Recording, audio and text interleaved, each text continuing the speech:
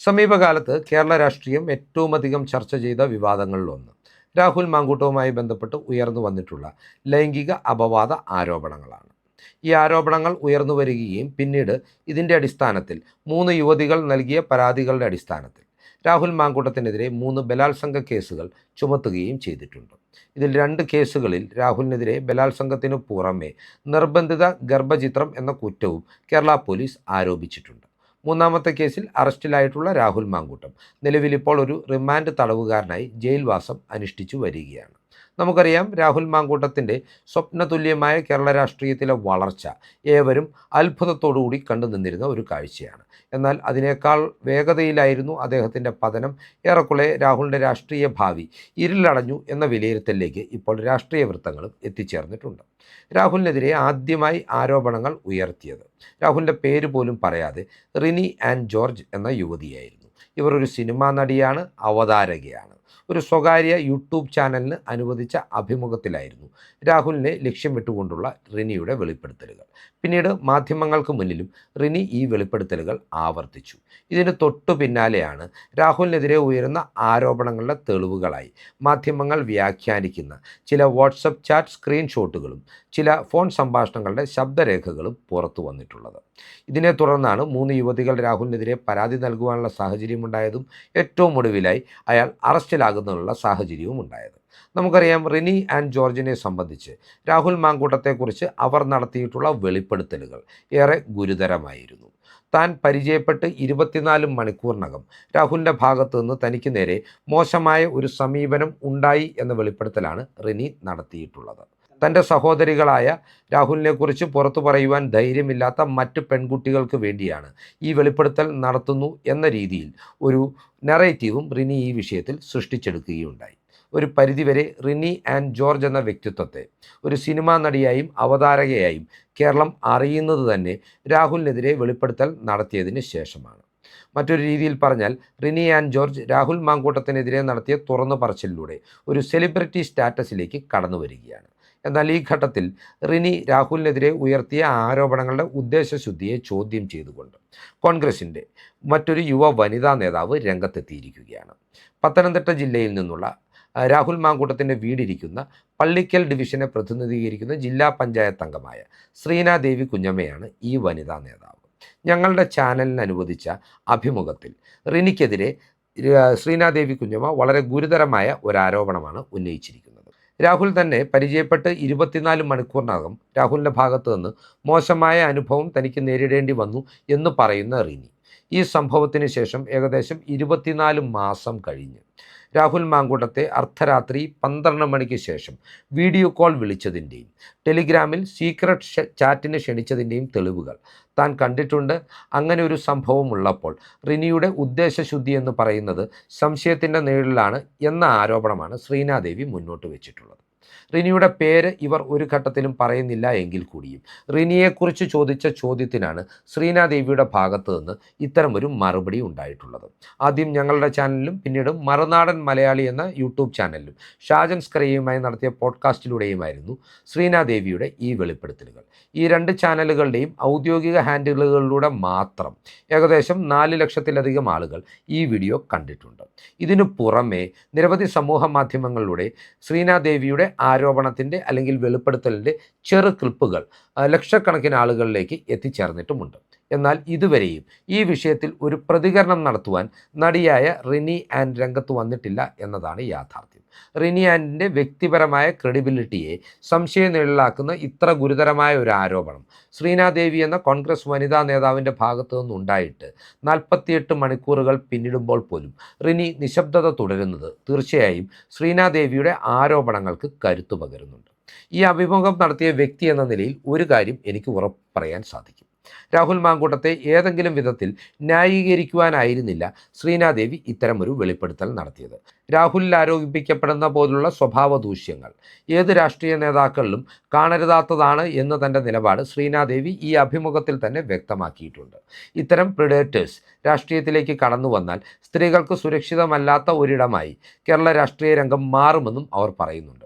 രാഹുലിനെതിരെ കോൺഗ്രസ് സ്വീകരിച്ചിട്ടുള്ള കടുത്ത നടപടി കോൺഗ്രസിൻ്റെ നിലപാടിൻ്റെ ആർജവം വ്യക്തമാക്കുന്ന വ്യക്തമാക്കുന്നു എന്നുകൂടി അംഗീകരിക്കുന്ന ശ്രീനാദേവി ഇവിടെ ഇരകളെക്കുറിച്ചും ഒരു വാക്ക് പോലും താൻ അവഹേളനപരമായി പറയുവാൻ ആഗ്രഹിക്കുന്നില്ല എന്നും വ്യക്തമാക്കുന്നുണ്ട്. ശ്രീനാദേവി ഇവിടെ കൃത്യമായി ഇരയല്ലാത്ത രാഹുലിനെതിരായി രംഗത്ത് വന്നിട്ടുള്ള ഒരു വിസിൽ ബ്ലോവറായ പെൺകുട്ടിയെക്കുറിച്ചാണ് ആരോപണം ഉന്നയിക്കുന്നത്. വ്യക്തവും ആധികാരികവുമായ തെളിവുകളുടെ അടിസ്ഥാനത്തിൽ തന്നെയാണ് താൻ ഇത്തരം വെളിപ്പെടുത്തൽ നടത്തുന്നത് എന്ന ആത്മവിശ്വാസവും ശ്രീനാദേവി പ്രകടിപ്പിക്കുന്നുണ്ട്. ഈ വീഡിയോ ചെയ്യുന്നതിന് മുൻപായി അവരുമായി ബന്ധപ്പെട്ടപ്പോൾ തൻ്റെ കയ്യിൽ വ്യക്തമായ തെളിവുകൾ ഉണ്ട് എന്നും റിനി വെല്ലുവിളിയുമായി രംഗത്തെത്തിയാൽ ഇത് പുറത്തുവിടുവാൻ തയ്യാറാണെന്നും ശ്രീനാദേവി ഞങ്ങളോട് വ്യക്തമാക്കിയിട്ടുണ്ട്. ഇനി സ്വാഭാവികമായും മറുപടി പറയേണ്ടത് റിനി ആൻഡ് ജോർജ് എന്ന വ്യക്തിത്വം തന്നെയാണ്.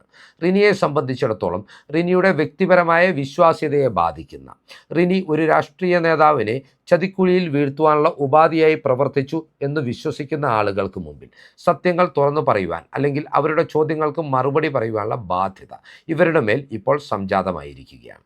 കാരണം അത്രമാത്രം ഗുരുതരമായ ആക്ഷേപങ്ങളാണ് റിനിക്കെതിരെ ഉയർത്തിയിട്ടുള്ളത്. ഒരിക്കൽ കൂടി ഞാൻ ആവർത്തിക്കുകയാണ്, ശ്രീനാദേവി കുഞ്ഞമ്മ പറയുന്നതനുസരിച്ച് റിനി രാഹുൽ മാങ്കൂട്ടത്തെ പരിചയപ്പെട്ട് 24 മാസങ്ങൾക്ക് ശേഷം അയാളെ അർദ്ധരാത്രിയിൽ വീഡിയോ കോൾ നടത്തിയിട്ടുണ്ട് എന്നും അതിനുശേഷം അയാളെ ടെലിഗ്രാമിലേക്ക് സീക്രട്ട് ചാറ്റിനായി ക്ഷണിച്ചിട്ടുണ്ട് എന്നുമാണ്. ഇതിൻ്റെ തെളിവുകൾ തൻ്റെ കൈവശമുണ്ടെന്ന് ശ്രീനാദേവി കുഞ്ഞമ്മയെ പോലൊരു യുവതി, കോൺഗ്രസിൻ്റെ വനിതാ നേതാവ് ആർജവത്തോടു കൂടി പറയുമ്പോൾ അവരുടെ ഈ നിലപാടിന് വലിയ പിന്തുണയും ലഭിക്കുന്നുണ്ട്. ഞങ്ങളുടെ വീഡിയോകളുടെ കീഴിൽ വന്നിട്ടുള്ള കമൻറ്റുകൾ നോക്കിയാൽ സ്ത്രീ പുരുഷ ഭേദമന്യേ, പ്രായ മതഭേദമന്യേ ആളുകൾ ശ്രീനാദേവിയുടെ നിലപാടുകൾക്ക് കൈയടിക്കുന്നുണ്ട്. കാരണം അവർ രാഹുലിനെ ന്യായീകരിക്കുകയല്ല, നേരെ മറിച്ച് റിനിയുടെ ഉദ്ദേശശുദ്ധിയെ സംശയത്തിൻ്റെ കണ്ണിലൂടെ നോക്കിക്കാണുകയാണ്. അതിന് അവർക്ക് അവരുടേതായ വ്യക്തമായ കാരണങ്ങളുണ്ട്. അവരുടെ കയ്യിൽ അത്തരത്തിൽ അവരൊരു ആരോപണം ഉന്നയിക്കുന്നതിനെ സാധൂകരിക്കുന്ന തെളിവുകളുമുണ്ട്. അതിനാൽ തന്നെ റിനി ആൻഡ് ജോർജ് ഇനി ലോകത്തോട് പറയേണ്ടത് രാഹുലിനെ അവർ അർദ്ധരാത്രിയിൽ വീഡിയോ കോൾ വിളിച്ചിട്ടുണ്ടോ എന്നതാണ്. അവിടെ സ്ത്രീപക്ഷവാദത്തിൻ്റെ സ്വാതന്ത്ര്യം എന്നൊന്നും പറഞ്ഞു വരുവാൻ ആരും നിൽക്കരുത്. റിനിയുടെ സ്വാതന്ത്ര്യം തന്നെയായിരിക്കും അർദ്ധരാത്രിയിൽ രാഹുലിനെ ഫോൺ വിളിക്കുവാനുള്ളത്. രാഹുലിനെ വാട്സപ്പിലോ അല്ലെങ്കിൽ ടെലിഗ്രാമിലോ സീക്രട്ട് ചാറ്റിന് വിളിക്കുവാനുള്ള സ്വാതന്ത്ര്യവും റിനിക്കുണ്ട്. എന്നാൽ പിന്നീട് ഇത്തരത്തിൽ താൻ ഒരു ബന്ധം പുലർത്തിയിരുന്ന അല്ലെങ്കിൽ താൻ ചാറ്റ് ചെയ്തിരുന്ന ഒരു വ്യക്തിയെ ആരോപണത്തിൻ്റെ മുൾമുനയിൽ നിർത്തിക്കൊണ്ട് താൻ ഒരു ഇരയാകപ്പെടേണ്ടവളായിരുന്നു എന്ന ഒരു ആഖ്യാനം നൽകിക്കൊണ്ട് ഇരകൾക്ക് വേണ്ടി ശബ്ദമുയർത്തുന്ന ഒരു പോരാളിയായി സ്വയം ചിത്രീകരിച്ച് സെലിബ്രിറ്റി സ്റ്റാറ്റസ് നേടിയ റിനിയുടെ ഉദ്ദേശശുദ്ധി ചോദ്യം ചെയ്യപ്പെടേണ്ടത് തന്നെയാണ്. ഒന്നുകിൽ റിനി ഇതിനെതിരെ പരാതി കൊടുക്കുവാൻ തയ്യാറാവണം, ശ്രീനാദേവിക്കെതിരെ നിയമ നടപടികളുമായി മുന്നോട്ട് പോകണം. അല്ലെങ്കിൽ ഇത്തരമൊരു സംഭവം ഉണ്ടായിട്ടുണ്ട് എന്ന് ആവർത്തിച്ച് ലോകത്തോട് പറയുവാനുള്ള ബാധ്യത അവർക്കുണ്ട്. ഇത് രണ്ടും ചെയ്യാതെ നിശബ്ദത പാലിച്ച് മുന്നോട്ട് പോയാൽ തീർച്ചയായും ഇതുമായി ബന്ധപ്പെട്ട് വീണ്ടും വീണ്ടും ചോദ്യങ്ങൾ ഉയർന്നുകൊണ്ടേയിരിക്കും.